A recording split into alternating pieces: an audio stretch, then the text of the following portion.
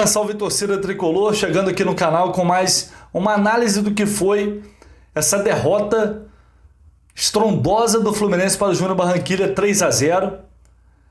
Uma atuação patética, uma postura vergonhosa, não pelo resultado apenas, mas pela forma como a equipe se comportou diante de mais uma adversidade na temporada, diante de mais um jogo grande na temporada. E isso é preocupante. É disso que a gente vai falar aqui agora, mas antes, deixa o like aí no vídeo, por favor. Se você não gostar, pode deixar o dislike também, o seu comentário, com o que você não concordar, com a sua observação, com o seu elogio, com a sua crítica. O importante é colaborar, é chegar junto, conto muito com vocês, rumo aos 30 mil inscritos aqui no canal, tem muita coisa para acontecer, né? Então, não fique fora dessa, se inscreva se você não é inscrito. Sou o Vitor Lesso, para quem está chegando agora, setorista do Fluminense nas rádios Globo CBN, aqui no YouTube, falando só do tricolor, com muitas opiniões e muitas informações exclusivas também. Quem me acompanha aqui sabe e fica muito bem informado do Fluminense, beleza? Vamos lá, galera. Bom, o que falar desse jogo? Mais uma vez, o Fluminense sai do Rio de Janeiro e tem uma atuação desastrosa. Isso aconteceu contra o Milionários e só não foi pior porque o maluco lá foi expulso. E aí, né, os fatores ajudaram, porque estava se desenhando uma tragédia ali também, lá contra o Milionários. E contra o Olímpia a gente viu a vergonha que foi. Né, um time acovardado, um time acuado, sem saber o que fazer com a bola. Foi mais ou menos o que a gente viu contra o Júnior Barranquilla.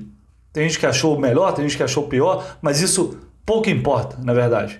O que a gente viu no primeiro tempo foi uma equipe estarrecida, assustada, com o adversário passando por cima, atropelando. Foi o Júnior Barranquilla, ele atropelou. Passou o carro. Foi 2-0 fora o baile. A verdade é essa. 2-0 fora o baile. O Fluminense se viu mais uma vez impotente diante da imposição técnica do adversário e até física, marcando mal, uma bagunça, meio campo completamente descoordenado. O lado esquerdo foi uma avenida e não dá para colocar a culpa só no Cris Silva, não dá mesmo. É claro que ele tem eficiência de marcação, ele tem problemas, ok, mas não dá para jogar a culpa só no cara, porque estavam fazendo 2 contra 1 ali e fizeram o primeiro tempo inteiro, fizeram uma bagunça por ali. E a comissão técnica, o Abel ficou olhando, quando deveria, no mínimo, ter feito o que ele fez no intervalo. Tira os 3 zagueiros, porque é isso que eu estou dizendo. Tem gente que espera para dar porrada só depois das derrotas. Como se não... não pode elogiar quando está ganhando. Tá querendo... É chato, é ranzinza. Né? Tá querendo criar tumulto. Eu venho falando... Assim como eu falei a questão, e muita gente falou, não fui eu não sou melhor que ninguém... Estou aqui para falar para vocês o que eu penso, o que eu acredito. Né? E eu cansei de falar, o Fluminense não pode jogar apenas com 2 homens no meio campo. O Fluminense precisa de um armador, de um articulador, precisa desfazer esse esquema. O Ganso entrou e melhorou o time. Isso aí eu acho que ninguém tem dúvida. Beleza? Ok, isso é um ponto. O outro ponto é que não precisa jogar com 3 zagueiros todos os jogos. O Fluminense parece que, se estudou o Júnior Barranquilla, parece que estudou errado. Porque a estratégia era completamente incompatível. Só tinha o Borja enfiado lá na zaga e os outros eram homens abertos que ficavam se movimentando. E seria muito mais útil ter mais um cara no meio campo. Até para fazer a cobertura do lado esquerdo, que estava uma desgraça, uma tragédia, uma avenida. Então o que a gente vem falando há muito tempo é jogar de acordo com o que o adversário pede. Sem o Felipe Melo, na maioria das vezes não tem necessidade de jogar com 3 zagueiros. Dá para jogar num 4-4-2 mais simples, como fez no segundo tempo, e o time melhorou. Tudo bem, melhorou porque o Júnior tirou o pé do acelerador, foi administrar o jogo, melhorou porque o treinador fez o óbvio, né? Tem uma série de fatores aí. Mas a questão é que não há necessidade de forçar esse esquema o tempo inteiro. Estava muito claro, mas contra o Oriente Petroleiro não tinha a menor necessidade. E aí quando você... Eu falei e já vieram reclamar. Que reclama, que tudo tá... Por quê? Você testa o Oriente, que é um time fraco, num jogo como esse, você já sente mais segurança de fazer essas mudanças. Mas não, esperou o intervalo, tomou 2-0, depois mudou. O time teve mais posse de bola, terminou com mais posse de bola, conseguiu finalizar mais, conseguiu criar algumas situações, mas também foi praticamente inofensivo. O Júnior não esteve desesperado em nenhum momento do jogo.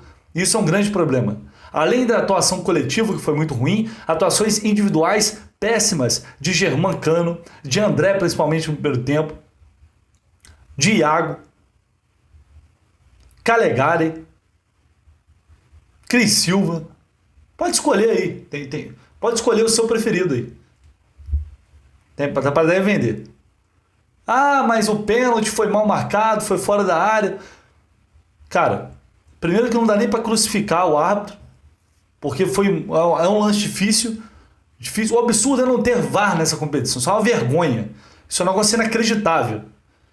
Os clubes deveriam exigir, mas ninguém exige merda nenhuma, é impressionante. Os caras pegam, fazem o que quer e dane-se. Aí depois vão ficar chorando, choramingando, mas na hora de exigir, parece que ninguém exige nada. Isso é uma vergonha. Enfim, independentemente disso, a postura foi uma porcaria. O Fluminense mudou, mas melhorou, mas né, o Luiz Henrique entrou e continuou tomando decisões erradas, dando um drible a mais, não sendo efetivo, como estava sendo antes. O William parece que nem entrou, e o Martinelli perdeu a bola que culminou no terceiro gol do Júnior Barranquilla, que também vem muito mal nos últimos jogos. Desde quando começou a ter oportunidade como titular, a reação foi oposta. O Martinelli foi caindo cada vez mais de rendimento.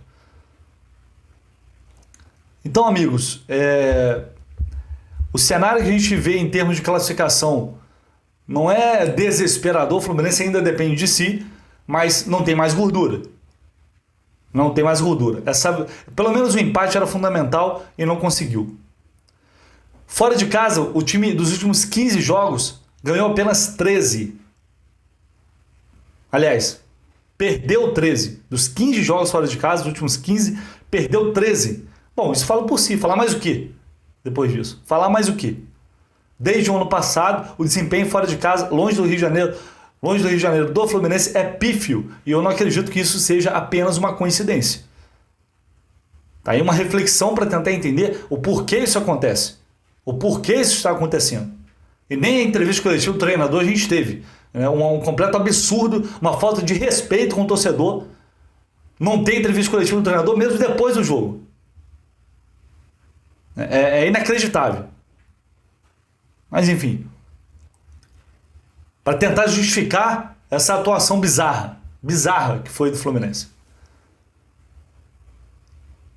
É difícil encontrar explicação para o que vem acontecendo desde o ano passado.